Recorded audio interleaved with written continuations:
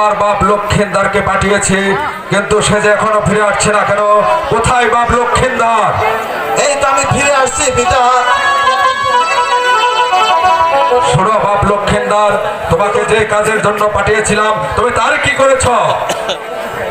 হ্যাঁ পিতা, আমি তার উপর কলসি রেখে আমি তাকে স্বর্ণের কলসি দিয়ে এসেছি। শোনো বাপ লক্ষিন্দর, তুমি যে তাকে স্বর্ণের কলসি দিয়েছ তা কি সমস্ত লোকে দেখেছে? না পিতা, তা তো কেউ দেখেনি। তুমি ভুল করেছ বাপ লক্ষিন্দর, তুমি বড় ভুল করেছ।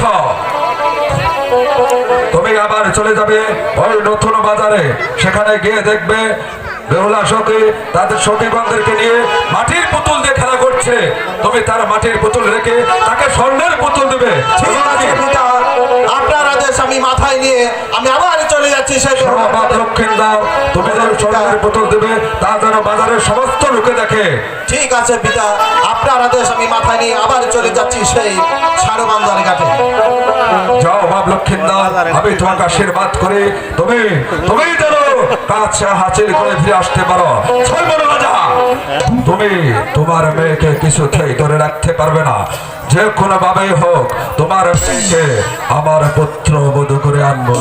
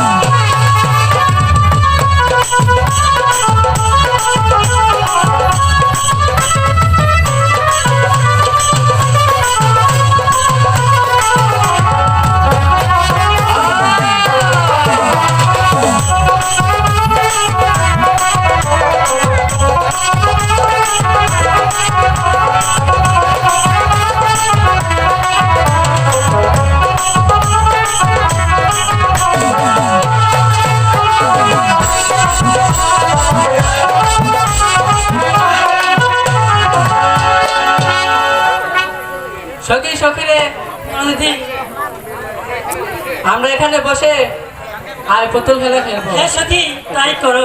পুতুল খেলা খেলো।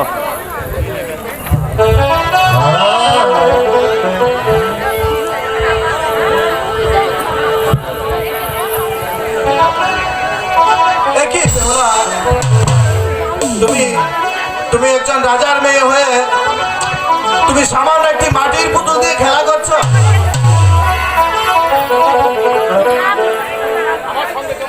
আমার সঙ্গে চলো বেহুলা, ওই নতুন বাজারে গিয়ে আমি তোমাকে স্বর্ণের পুতুল কিনে দেবো। সখী সখী রে, তারা কি আমাকে স্বর্ণের পুতুল কিনে দিবি?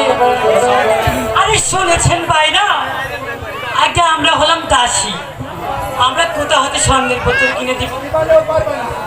আমি তো কি স্বর্ণের পুতুল কিনে দিতে পারবো না সখী। তাহলে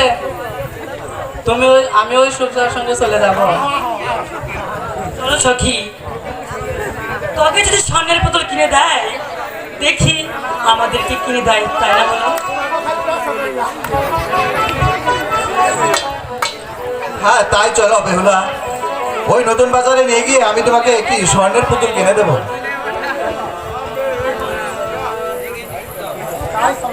তাই চলো বেহুলা।